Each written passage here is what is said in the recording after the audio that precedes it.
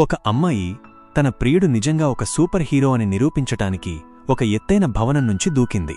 ఆమె కింద పడుతుండగా ప్రియుడు మెరుపులా అక్కడికి చేరుకుని నోటితో గట్టిగా గాలి ఊది ఆమె వేగాన్ని తగ్గించాడు. ఆ తరువాత తన లేజర్ కళ్లతో కింద ఉన్న ఒక పందిరిని తెరిచి ఆమె అందులో పడేలా చేశాడు. ఆమె తలకిందులుగా పక్కన ఉన్న పుచ్చకాయల కుప్పలో పడి కన్ఫ్యూజ్గా పైకి చూసింది. ఈ ప్రయత్నం విఫలమైనా ఆమె నమ్మలేదు. ఒకరోజు సెలవుల్లో ఆమె మళ్లీ ప్రయత్నించింది. బాల్కనీ రేలింగ్ని దాటి నదిలో దూకింది. అప్పుడు ప్రియుడు ఆమె వెనకాలే పరిగెత్తాడు, కాని ఏమీ చేయలేదు. అమ్మాయి నీళ్లలో కొట్టుకుంటూ సూపర్ మ్యాన్, సూపర్ మ్యాన్ అని అరిచింది. కాని ప్రియుడు మాత్రం నిశ్శబ్దంగా నిలబడ్డాడు. చివరికి అతను తన లేజర్ కళ్లతో ఒక చెట్టు కొమ్మను కోశాడు.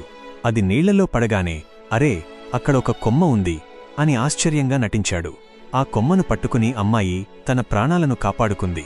మరుసటి రోజు వారిద్దరూ రోడ్డుమీద వెళుతుండగా ఒక దొంగ ఎదురయ్యాడు.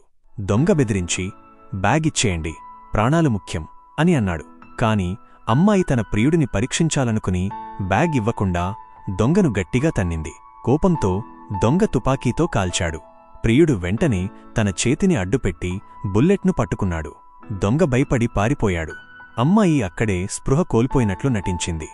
ఆ రాత్రి ఆమె తన ప్రియుడిపై ఒక నకిలీ తుపాకీతో కాల్చింది. బుల్లెట్ తగలకుండా అతను తప్పించుకున్నాడు. అప్పుడు ఆమెకు నిజం తెలిసిపోయింది. కాని ప్రియుడు కోపంగా, నేనొక సాధారణ మనిషి అయితే నువ్వు నన్ను చంపేసేదానివి అన్నాడు. రిలాక్స్, అది బ్లాంక్ బుల్లెట్ అని ఆమె నవ్వింది. అతనికి కోపం వచ్చి ఆమెను ఆకాశంలోకి ఎత్తుకుని ఎగిరాడు. ఆమె ఆ ప్రయాణాన్ని ఎంజాయ్ చేస్తుండగా భయపెట్టడానికి ఆమెను వదిలేశాడు. కాని అతను ఆమెను తిరిగి పట్టుకోలేకపోయాడు. ఆమె కిందపడి చనిపోయింది. అతను ఆమెను ఎత్తుకుని చాలా ఏడ్చాడు. అప్పుడు అతను తన మొత్తం శక్తిని ఉపయోగించి సూపర్ స్పీడ్తో భూమి చుట్టూ 81 సార్లు తిరిగాడు. ఆ అద్భుతం వల్ల సమయం వెనక్కి వెళ్ళిపోయింది.